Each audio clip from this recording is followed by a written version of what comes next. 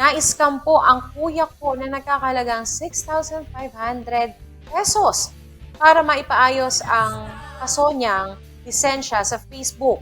Nagpakilala po siya na nagtatrabaho sa LTO. Ito kaya naipaalam na nila doon sa otoridad. At Yes, saan kaya itong LTO? Kasi may LTO tayo sa Cabanatuan at meron din na LTO sa sa Palayan. Palayan. Kaya sumagot lang sana itong nag-chat sa atin para maipadala rin ng TV48 yung mismong concern niya doon sa LTO.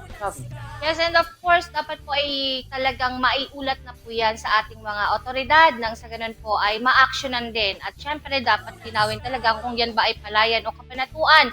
And paalala po sa ating mga kababayan, sa mga magre-renew ng lisensya, huwag po tayong kumapit sa mga fixer. Sa hirap ng buhay, 6,500 pesos. Di umano itong mismong ipinadala sa atin na mensahe.